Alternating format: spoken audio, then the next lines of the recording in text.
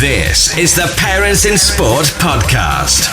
Amazing guests, honest conversations, topics that matter.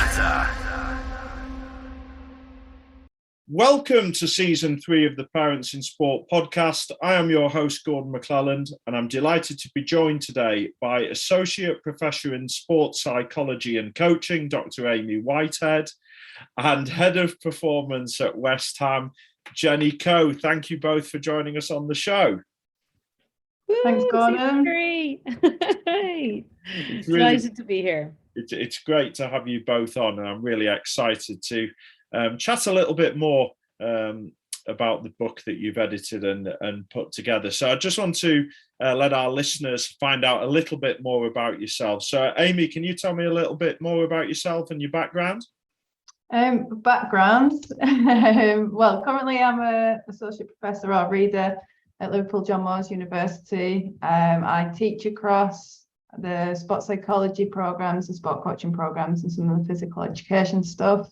And I'm a sport and exercise psychologist as well, working across a variety of different sports and with a range of different athletes. Background-wise, I've performed in different sports. So I'm a bit of a jack of all trades, junior tennis player with a very bad parent support, which I always rip my dad for now. Then I played National League basketball, and now I dabble in triathlon.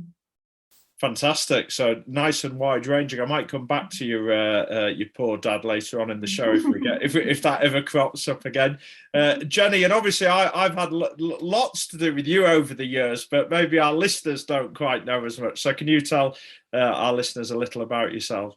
Yes, I will, of course. I didn't actually, and all the time Amy and I do different events together, I didn't actually know that the dad similarity was there. So we equally have a pushy pressure parent that we can share a story or two on, I'd say. So basketball is the main sport. I spent a really long time playing basketball, coaching basketball internationally, and then got involved in the world of performance analysis, kind of stayed in sport. I ventured into other areas in university, but always came back around to sport and different avenues. So I've probably spent up to where I am now about 25 years in the dressing room, being fascinated by the different coaches that I'd experienced, the coach that I became, the parents, the committees, all the different involvements and interactions that you'd have in those roles as a coach, and then into my current role with the West Ham women's team, big advocate of everything of women in sport. And I think on the back of the Euros at the weekend, there's a great opportunity for this platform to go in a direction, not just for football, but for all aspects of women in sport. So I'm really excited to see where this conversation goes today and to see what we can dive into around the book. Yeah, and such an exciting time over the weekend for everybody. And I think, as you say, a real opportunity. Let's hope that there is a proper legacy from what happened at the weekend. I think there's been a few false dawns over the years with certain legacies from major sporting events, and hopefully this time I think we're ready to seize the initiative this time. And it's exciting having a daughter who's sort of playing and involved in that show. I don't think she could be playing at a better time for women's sport, let's say. Yeah, absolutely. Very exciting.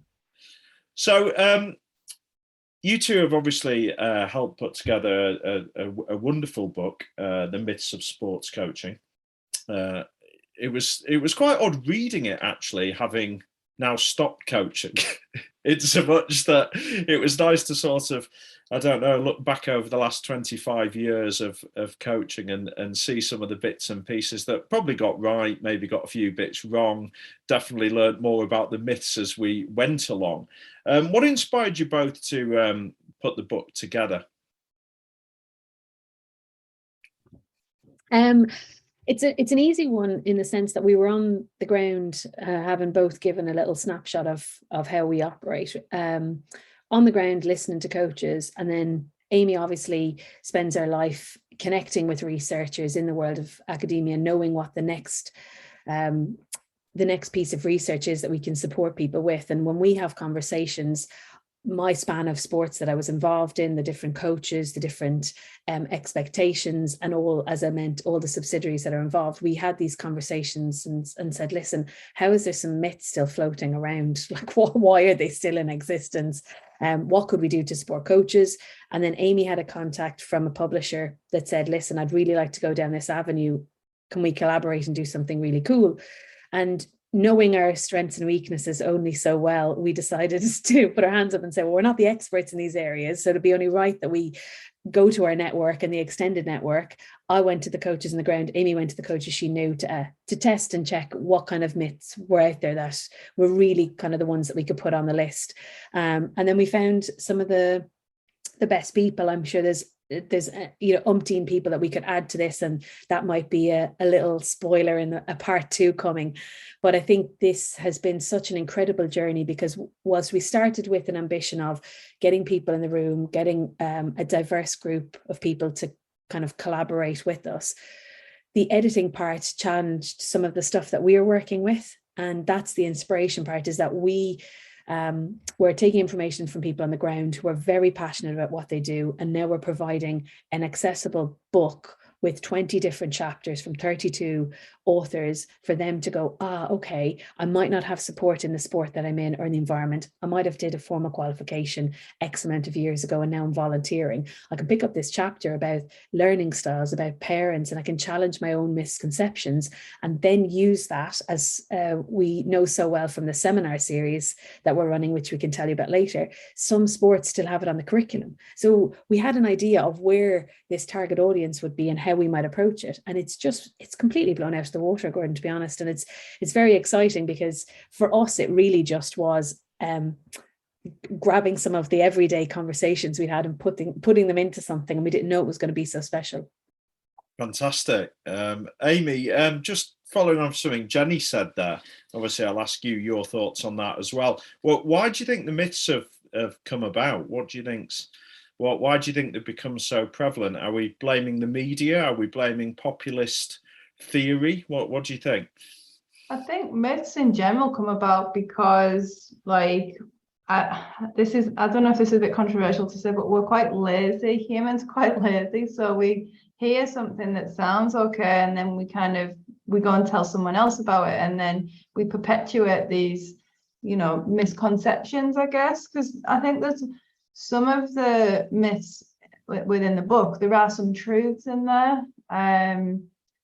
So, for example, kind of the 10, I know we will get on to some of the chapters, but like 10,000 hours, well, there was some research that was done that said like musicians had from 6,000 to 10,000 hours of practice before they got to a certain level. So you could say there is a tiny drop of truth in some of the chapters, or there was quite good meaning, like, or there was a good reason why some of this original these ideas were put forward, but it's kind of the unintentional like consequences of this original research that's been kind of misinterpreted over the years.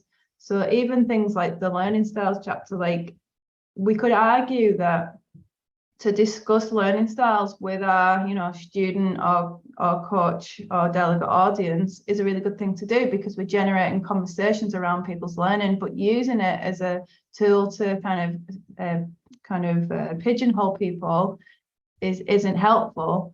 So again, there are some kind of truths or little snippets of useful things within the chapters, but I think overall it's important that we really critique, as good coaches, as academics, it's important that we critique these myths, these ideas, and we challenge them to develop coaching further. Yeah, we all like simple concepts, don't we? And we all like the idea that we can bring something from another field into our own field and hope that it transfers over. Or, as you say, some of it, probably makes a little bit of sense, but I think it's when it becomes a label and people run with it. And that first one that you mentioned in there, the 10,000 hour one, has obviously gained a huge amount of popularity. Not in that I hope so much that people aren't trying to get the 10,000 hours done by the time the children are age 7, although I've got this horrible feeling that some of that will be going on and they'll get nowhere near it. But it's become so mainstream, hasn't it? You only have to pick up the media and it's mentioned again. And actually, I always have some, is it sympathy? I always feel sorry for people who pick up the bits around these major titles, because if they're not involved in sport and if they're not involved in coaching and they're not maybe got a sports science background, or they're not maybe talking about it, and maybe in some of the circles that we operate in and discuss it, they wouldn't critique that as natural, would they? They would take it as gospel. I mean, what are your thoughts on that, Jenny? They would. I was thinking as you were speaking there of the new world of TikTok, where I'm getting so much kind of so much enjoyment about scrolling through people who are critiquing other people's videos. So the nice part of that is it's a bite-sized chunk, and it gives people a voice and to be expressive and all those lovely things.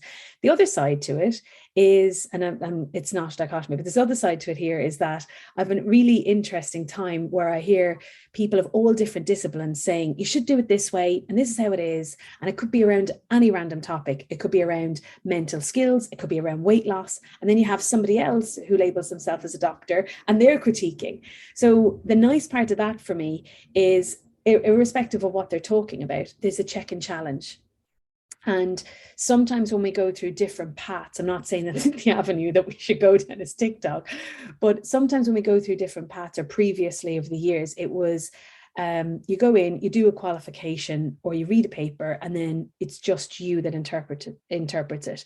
So we're now seeing I definitely think over the COVID period, people have become more accessible and more savvy around accessing and sharing different bits and pieces, and maybe comfortable in the virtual world, being challenged on different things. That's what I've just a bit of feedback from different coaches, that we're getting to a point now where the information that they have, this kind of sense-making period, is now done with other people.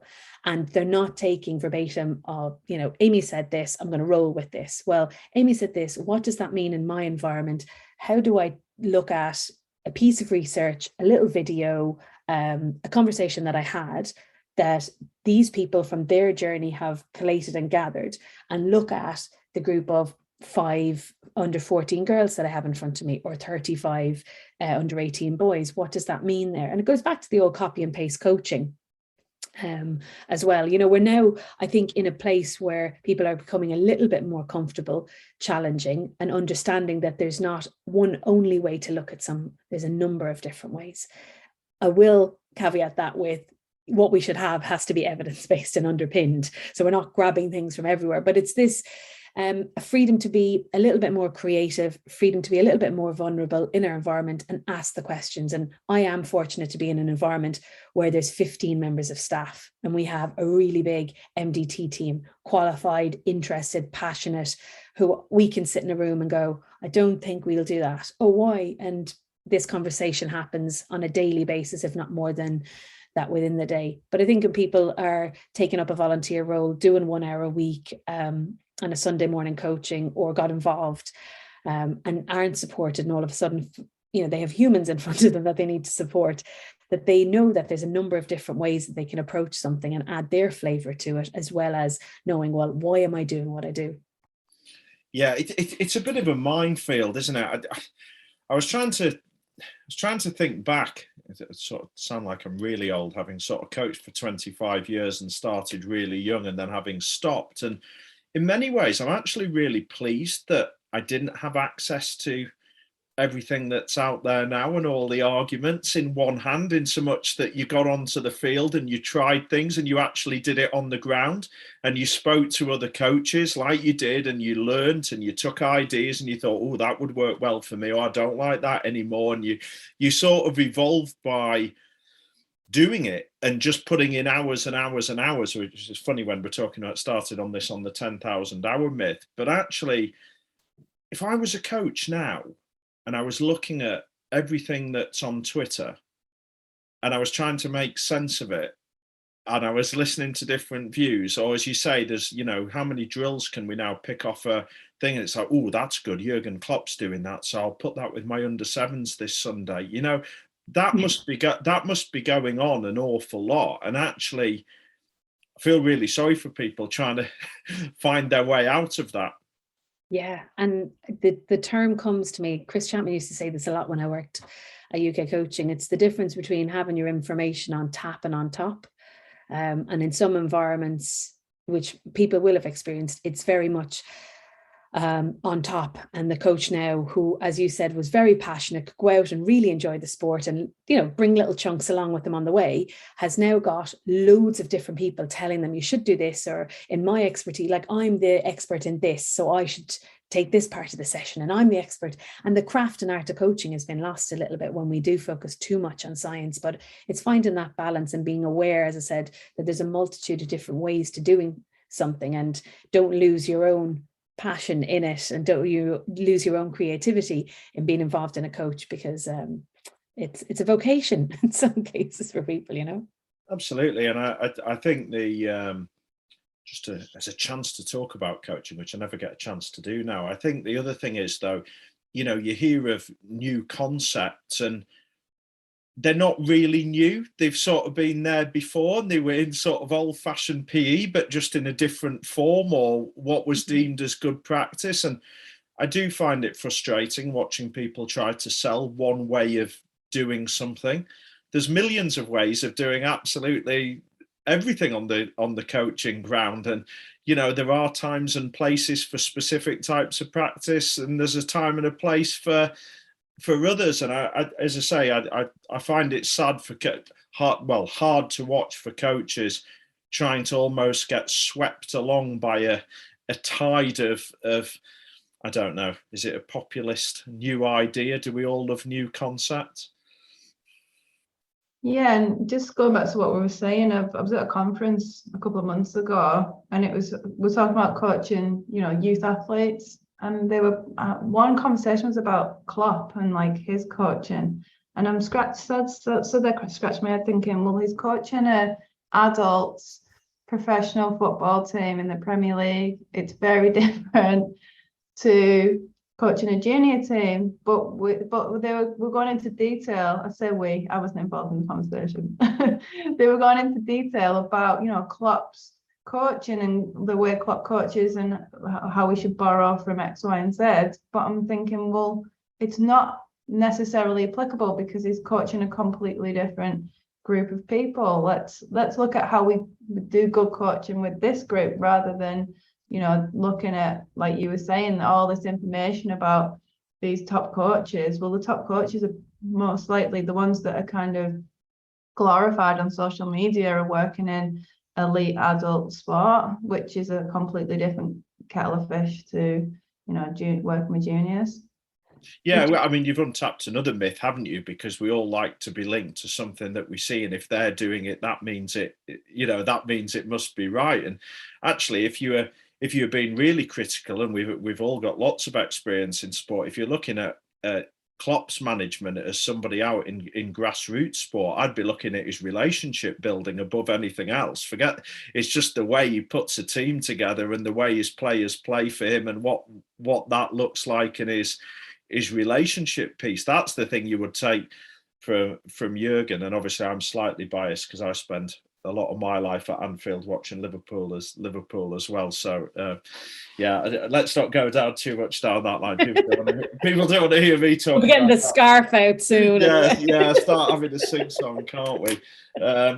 Going back to that bit you were talking about, the check and challenge, Jenny, and I can't remember where I heard this, but I've used it a couple of times. I think this idea of you know, whenever we tell a story, or whenever I work with parents, I think it's probably the same in coaching as well. You're probably going to be able to connect with something. You're probably going to be able to contradict something. And actually, if you're curious and want to know more, it's a good way of looking at it, because you can tell a story to parents, and parents will say, "Oh yes, no, I've come across that. Yeah, maybe I could have done that." Actually, no, because that happened to me, and this is what happened. And actually, you know, and then if you've got somebody saying, well, has anybody else heard that? Oh, yeah, well, this is it. And actually, the time and ability to do that and recognize there isn't a one size fits all is ultimately a lot of what we're saying here is these beliefs. Yeah, that some of it may be true to some extent, but it's not quite as concrete as it as it appears.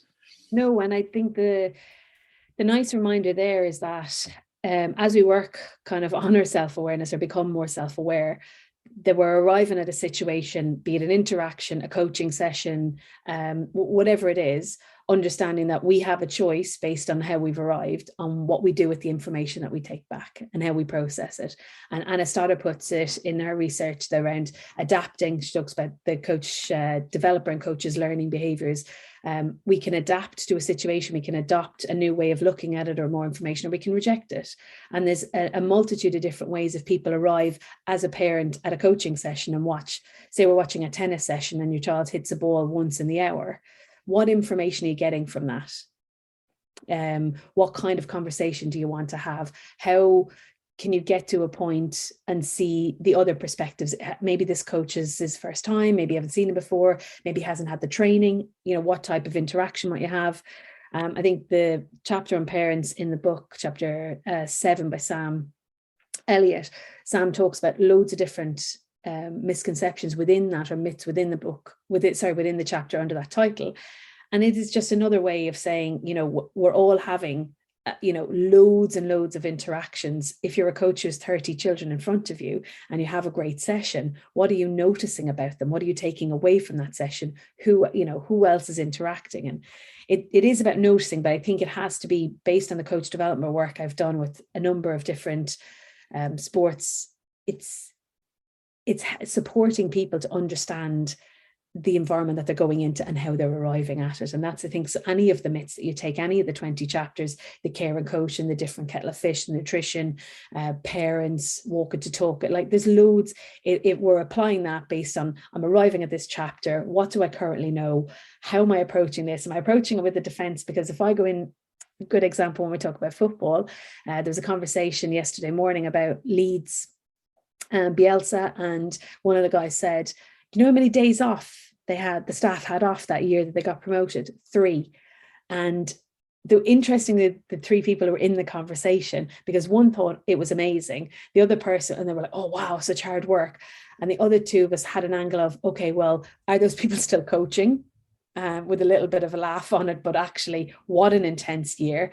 Is that their version of reward now? So we put in 15-hour days. That's what we need to do to get there. And it does link in with the 10,000. If I put all these hours in, I can then wear the badge and wave the flag. Going off topic slightly, but it's just how these conversations come about on a daily basis that we might say, without diving into it, how am I arriving at this conversation? What do I currently understand? What are they bringing to the conversation? Why are they mentioning that? And how can we have a 3-way or 2-way or 5-way conversation on it? Yeah, and making it easy and accessible for people, because as you say, the 1-hour coach or the parent who watches for 2 hours a week is maybe not going to be able to analyze things as easily as the time that we're prepared to look at things and discuss them. So actually bringing some of that simple information into it is important. But making it simple without dispelling all the nuances, isn't it? And understanding that it's slightly more complicated than it is. Amy, great parental support. What would it look like for you? I'm going to bring you back to let's use what you learned, putting together the book, but also your own experiences. What do you think great parental support looks like? So we're actually doing a project at the minute for the RFL on parental sideline behaviour.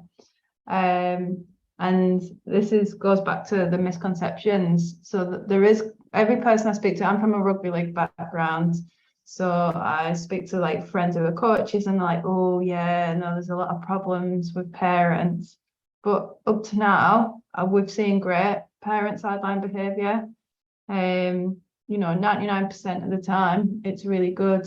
And I think it's, going back to your question, it's parents giving autonomy to their children to play. In an ideal world, it's promoting effort rather than outcome. So I always go back to like Steve Peters's work around a child finishes a tournament game, whatever, and the parent says, did you enjoy it? Rather than did you win? Very simplistic, but it's all about what is the parent promoting. So going back to my my experiences, it was, why didn't you win? You had that in the bag. What happened? Rather than, don't worry about it, but what did you enjoy? Because I think once a parent, and I'm not a parent, so I'm not trying to tell, say what good and bad parenting is, but I think once a player or a young athlete knows that they're going to get kind of, questioned in a negative way following a performance, that affects performance. So the thought processes that are going on are, if I lose this, what's my parent or what's the person, my guardian, going to say to me?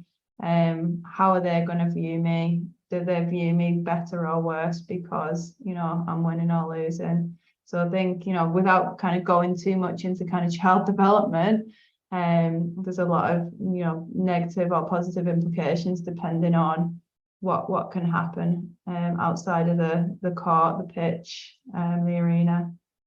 Yeah, and look, and I think it's a really hard one for parents to get right. I mean, I live and breathe this every day and talk to parents a lot, and I did it the other week. First question, did you win? Wasn't there, did it again, slap on the wrist. I had to admit it to a group of parents I was talking to about last week, that I'd fallen for it yet again, that was the thing. But actually, that's still going to happen, because you'll naturally ask that, particularly if you haven't been somewhere. But actually, it's making sure that isn't the only success criteria, and that there's a huge amount of dialogue and value in lots of other things that are going on. Going back to your dad, this is the one that I've spent a lot of time thinking about. Not your dad in particular, but dads in general. We can talk about my dad if we want. Yeah. No, you see, do you think that parents, if they haven't been involved in lots of sport, let's say, or they haven't been involved in coaching, or they maybe haven't done that sports science training, that they see sport like the media portrays it? So they see the success criteria of sport, the type of dialogue that they ask based on interviews that they've maybe seen on TV, what the success is at the elite end of the game. And they then think, oh, right, well, okay, well, if that's what sport is, then I'll bring that into the youth environment with what I deem as important. And these are the behaviours that I'm going to associate it with it. Because I try to think about, well, what makes people behave like that? And then I think, well, okay, it can only be the media, or it could be what their parents did with them. Maybe they've copied what their mum and dad did. Or was it what their PE teacher and coaches did when they were growing up, that they've thought, oh yeah, hang on, that I quite like that, so I'll bring that. And then they end up with a sort of mishmash of an approach to watching sport with their young people. Completely think it's all of them things, Gordon. It's like social cultural influences to how we behave, whether it's how we parent or, whatever we do. I think if we go back to, so my example is, so I'm from a very big rugby league background. My brother was a professional rugby league player. My dad was a sports person. And I think, winning was status. It's quite a working class environment. It's quite a small place, so you were known. So I wasn't very good tennis player, by the way, but Cumbria is a small county. So if we did well, your picture would be in the paper. My brother was always in the newspaper because he was kind of small town boy, done well, and to play in professional Super League rugby. So I think it was, maybe it was the kudos, the ego. I'm only speaking from my experience, but I do definitely think that there is this kind of I think the media, you're right. I think that's a really good example. But I just think sport to certain people is winning or losing. I think I'm just trying to think back to even now. So these are good examples. So my nephew, he was playing for a Super League academy. He was 16. We all went to watch him, and this was only a couple of years ago. and he drops a catch and they all go, oh my God.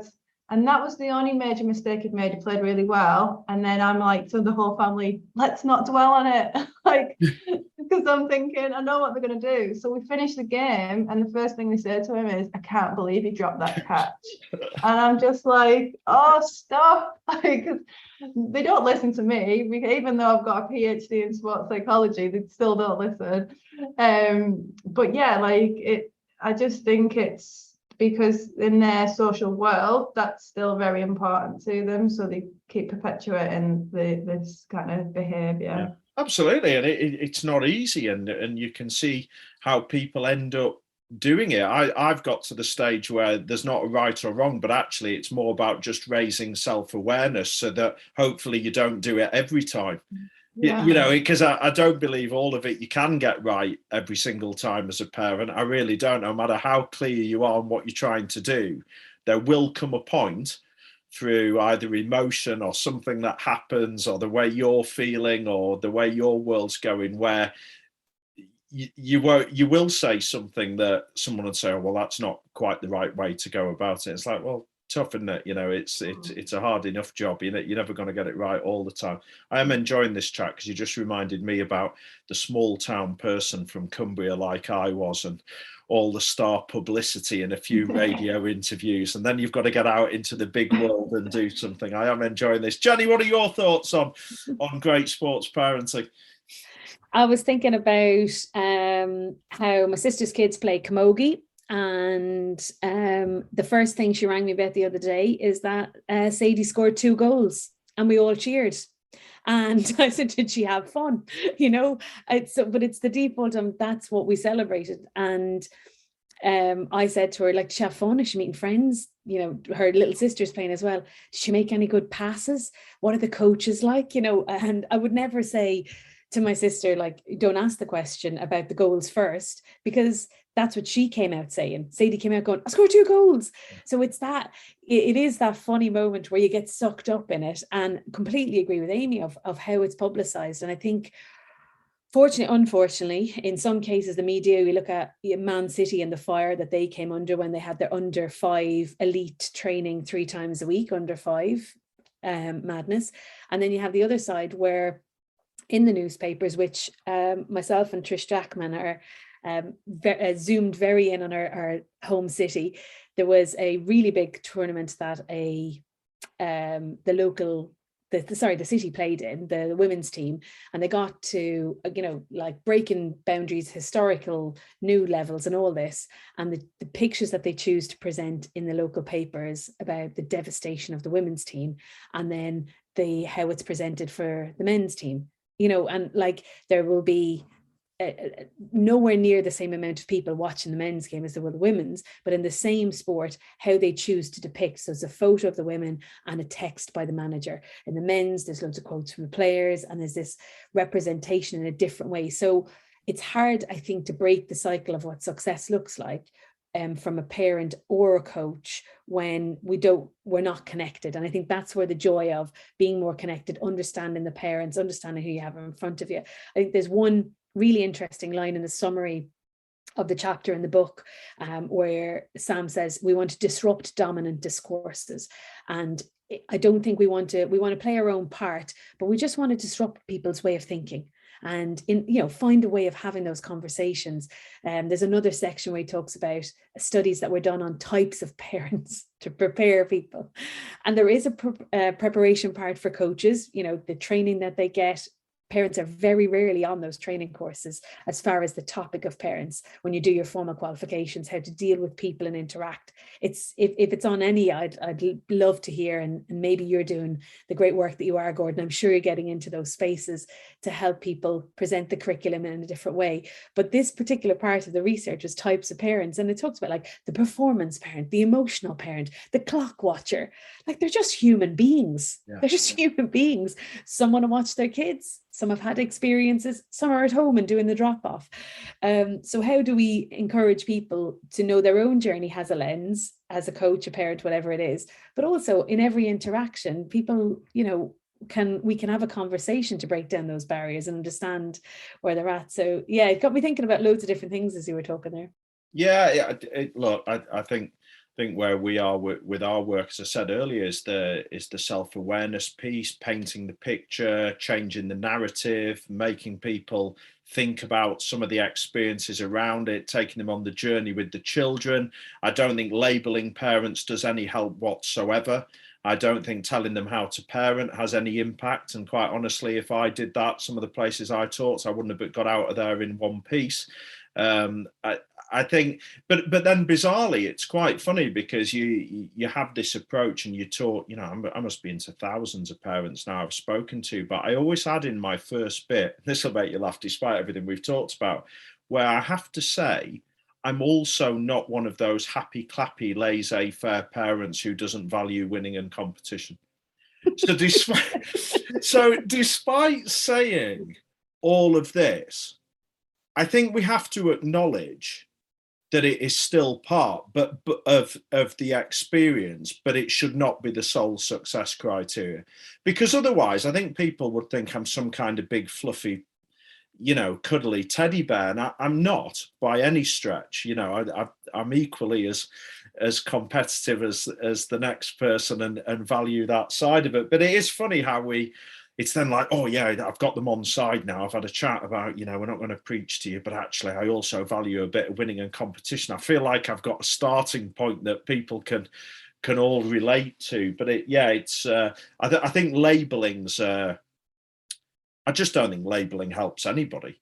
I think it's the same when you hear some of the phrases, we tried to tell your parent you're behaving like this or you're doing this. I just don't think that's not going to shift behaviour or even welcome people to even think about, their approach. Just going to be like, oh, well, whatever, So, yeah. And I think it's funny as well that people think that competitiveness and winning looks a certain way. So, if someone has a really serious face on, they're not enjoying themselves, or what competition and being competitive looks like in a session. And we had loads of conversations at West Ham last year about banging the winning drum.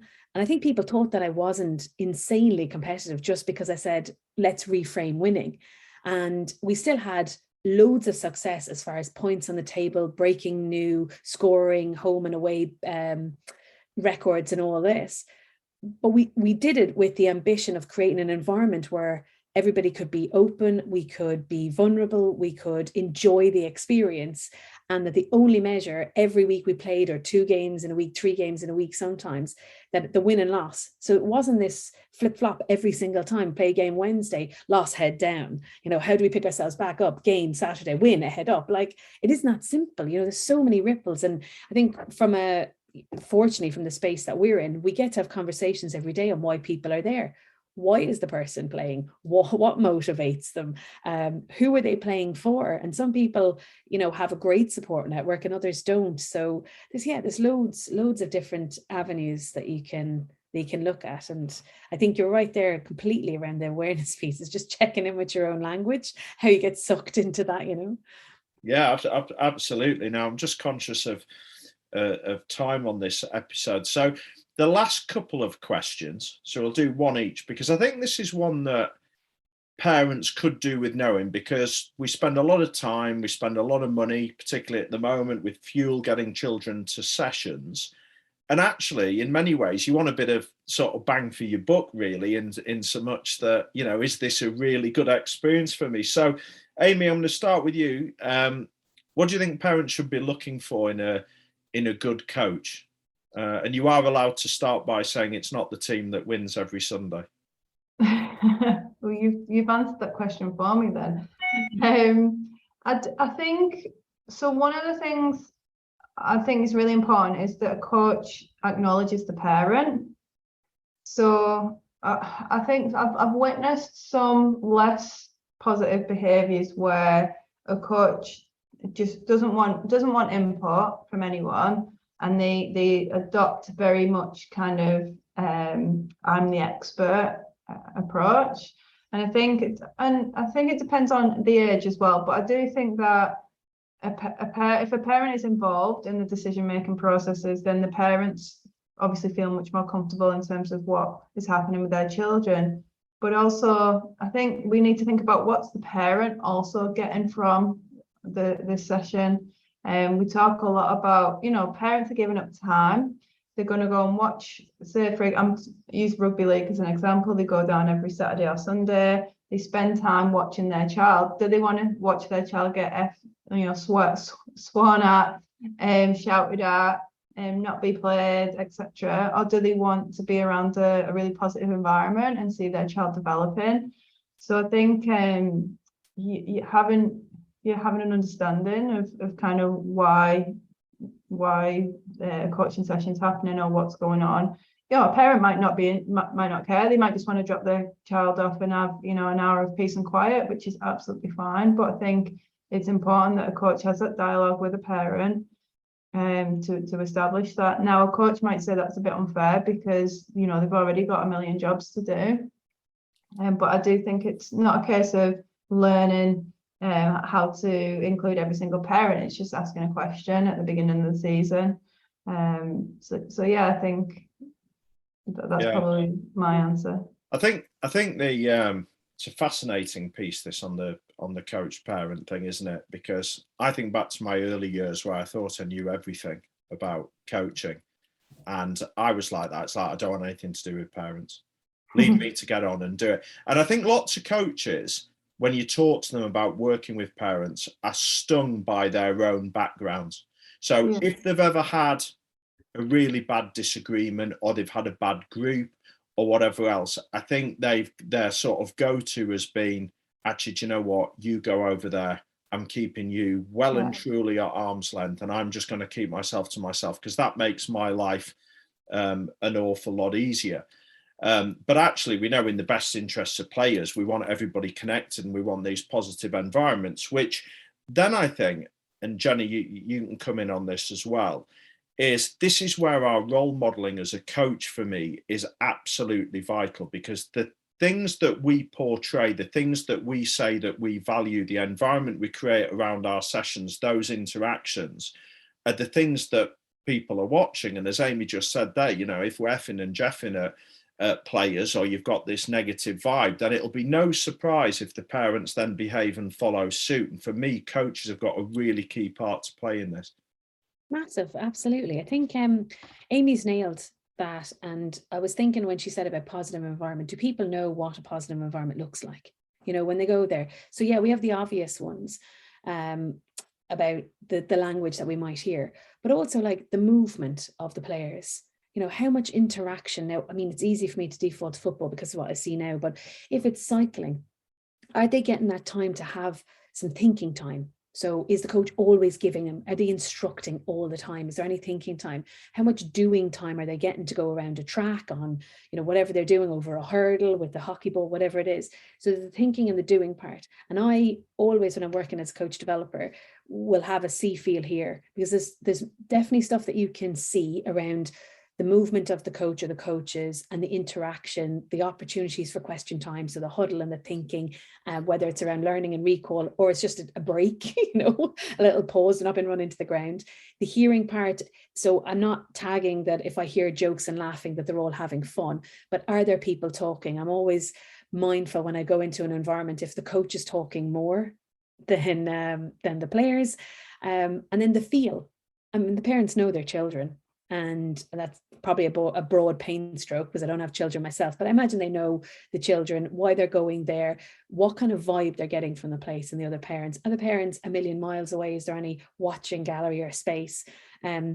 Like we've said already, if there's an acknowledgement, not even that the coach has time, maybe they might have at different pinch points of the season time to chat, but an acknowledgement of, oh, there's Joe, there's this person there. Well, how are you? Oh, your parents here? Yes, all that. Like that kind of nod. And I think the last part for me is, whilst I definitely think the progression, the competitiveness is brilliant and healthy. I think Salisbury Rovers, I follow them, they're really transparent with what they're about. So there's no, I've just opened their Twitter there, a youth football club committed to children's rights, #LetThemPlay, all kids welcome. And they have followed them, and their ethos is everybody plays, loads of rotations, the score doesn't matter. And if parents have that transparency, they know what they're getting into. So then they're not clock watching, if we wanted to put a label on it, or they're not arguing around my child should do this, that, and the other thing. The conversation is, open to be had, but they're very clear on what their ambition as a club is. So transparency is that, but understanding what you're going in to look at. And like you've so rightly said, they're arriving with their own experiences, be it as a coach or an athlete or a parent who's never been involved in sport, with some preconceived ideas of what it looks like. And I think that's where we think there's a multitude of ways that if I go to a Klopp session and I watch it, then I'm not going to my Sunday morning session and going, but he did this in this session. Yeah, or he said this at this point, and aren't I going to look brilliant when I come up with the line? That's the usual one. It used to be Alan Hansen on a Saturday night. That was the one that parents used every Sunday morning on the way off from their under-9 game, even though it had no context whatsoever. But, Alan had said it the night before, so that makes it all right. Yeah. I think the thing you say about, and I've done a lot in performance pathways on this, about having very clear values that aren't on the wall that parents can understand, and they can understand the program and they can help reinforce and they can help support is really important. As you say there, the Salisbury Rovers, they're very clear on what they are. It won't be everybody's cup of tea, but everybody's can make that choice knowing that that's what they're going to get. And then I think the next stage from that, and again, something they've done well, is the coaches have then got to buy into that. And this is the thing about getting that organizational alignment between what are we doing here? Do the coach behaviors then mirror that? Because then I think it's easy to go to parents and have these dialogues and the work we do, other than them turning up and saying, oh, well, hang on. Well, last year the under-11 coach did this. This year the under-13 coach is behaving this way, because that just adds even more confusion to the mix. And it's like, well, what is good coaching, or what actually are we trying to do here? Because somebody's told me it's about this, but actually the behaviors within the club would suggest the opposite of this. Now I'm really confused as to what I'm meant to be doing. So there's a lot to sort of pick up on there. Final question. I'm conscious this is now the longest Parents in Sport podcast ever, which hopefully means you're having as much fun as I am. But we've already touched on it. What does a good coaching session look like? So not what the coach is doing. What does a good coaching session look like for parents? What that should they be looking to see when they take their child to their sport? I noticed Amy didn't unmute there quickly. Just like rapid fire finger on that. There's, that's a massive question, Gordon, especially squeezing into the end. Thanks very much. There's, this is obviously going to come from my lens. I think consistency is one. So don't just take a postage stamp picture of something and just go, yeah, I saw this one night and therefore it is that way. Having rich, as we've spoke about, having rich conversations with your children, if you're a parent who's dropping off weekly, to understand the language that's being used and see again where the consistency is. And the more practical sides of things is interactions, momentum, questions, enjoyment, fun. The coach, I guess it's hard from a parent if you're not able to hear what's happening, but the coach interacting and knowing more about the person in front of them. If we were speaking to a group of coaches, that's what we'd say, like, understand the people in front of you. What type of environment are you creating? How are you checking challenge in your practice? What did they learn from your session? They're all learners in front of you. Have you got that mindset, or are you going in with this copy and paste session because you feel under pressure? You feel like the expectations are increasing all the time and the ego's being tested if you win or lose each week. So I think those kind of things, through conversations with your children or the group, if you're a coach, understanding what they are picking up as a success measure, because they watch your behaviors, and again, at all levels of the pathway, you see reactions from coaches, athletes needing validation. So we're very mindful of the language, the behavior in those environments. And like, they want to play, they want to interact, whether it's fencing or on a bike or rowing in a boat or any kind of invasion sport with a ball. They want to be doing. That's why they're there, not just taking on the world of information and then processing it, because we know that load issue is there when we do overload children with it. So yeah, those are the kind of things, loads of things there to throw in. Yeah, I think that one about movement's important for me. You know, make sure your children are involved. They're getting a go at everything. They're on the move, particularly at the younger stages. That you know, they're not stood waiting, you know, for 20 minutes for a go. That there's the opportunity to practice. And those of you that obviously won't be able to see any facial reactions to this, Jenny's just looked up at the sky. But I think the reality of this, Jenny, as well, particularly for younger coaches, and I was trying to unpick why we still see elements of lots of cues and do it, is that do young coaches coming out of university, out of systems, think that it's got to look really structured? Is there safety net? The fact that actually, do you know what? If I put this out and it looks organized and I've got my lines, I've got AI can keep control. But can you think back to when you learned how to teach? It's exactly the same thing. How can this look at least organized so I've got some idea that I know what I'm doing? Yet we know some of the greatest learning happens in organized chaos. Now, my thing is, I think you get better with organized chaos with experience because you get more comfortable in your own skin and you're able to run with it. How, you know, convincing the next generation at those younger stages, you know, that this is how it can be, this is what it can look like. Because I think some parents would see balls flying everywhere and this absolute chaos. I think some would stand there and say, there's no control in this. They're not learning anything.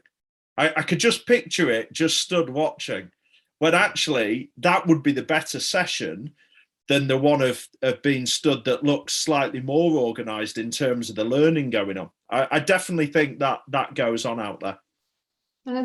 Yeah. Sorry, Jen. No, go ahead. I think that goes back to the dialogue between coach and parent. And if a coach outlines the expectations of the next 6 weeks or however long, and what they intend, what their aims of their coaching is, I think that's okay. So I always Colin Cronin, who wrote the chapter on care for us, like he provides the best example. He coaches his daughter's under-7s football team, and he has cartwheel corner because he knows that these girls, they're not there to become, I think they're the D team. And his goal, and I assume he's quite, clearly articulated this to the parents, is that he just wants the girls to come back every week. So if they're engaged, they do the whole pat a cake kind of hand stuff. And he has different areas where we'll do a bit of football here, but then they can do cartwheels in that corner, and we can as long as we're engaging them in physical activity and fun. And we always talk about how do we make our athletes feel, or our participants, children, whatever, feel by the end of a session. If they feel good when they leave you, then they're more likely to come back. And surely that's the aim of our coaching at a younger age, is to maintain this participation and engagement. Yeah, absolutely. Just going to say one thing on top of there, from an education point of view, like Amy's listed, and I know more people that work in her department, there are some incredible universities in the country with sports courses, and Liverpool John Moore would definitely be at the top of those.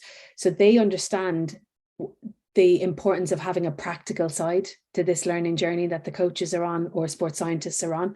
And that is what we're seeing. We bring interns in from different universities over the last few years in West Ham, and I've seen it in different organizations. Some people are sat down doing the plans, Gordon. Some people are going through university, writing papers and submitting X, Y, and Z, reading from books, and nothing is representative. And they get a 2-week stint here, a 1-week stint here. And Amy and I have spoke about it, so I know what goes on in the university, but it's shaping those programs for the future of our sport so that people understand what these environments are and get exposure. We have 2 girls this year coming from Loughborough University as working in the S&C department, and some of them are involved in some of the warm-up sessions. Some of them are in the gym. Some of them are part of warm-up sessions, some of them are in the gym, some of them are really getting a chance. We're only 3 weeks into pre-season. So, and they're there for a whole year.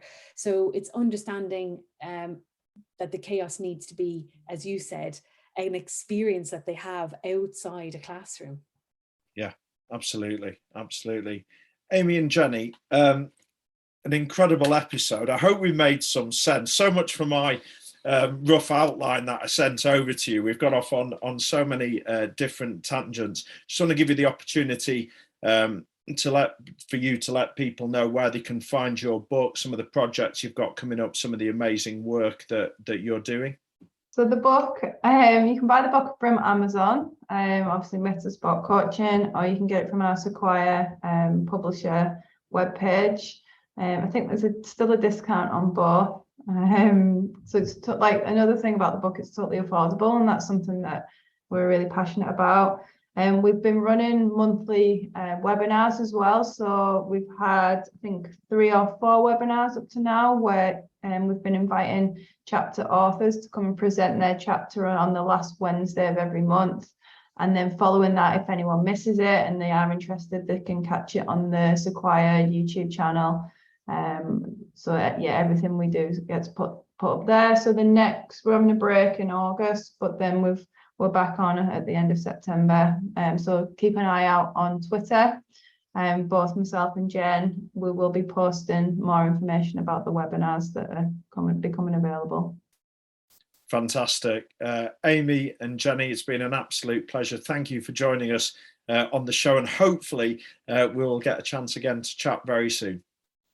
Thanks, Gordon. Thanks so much.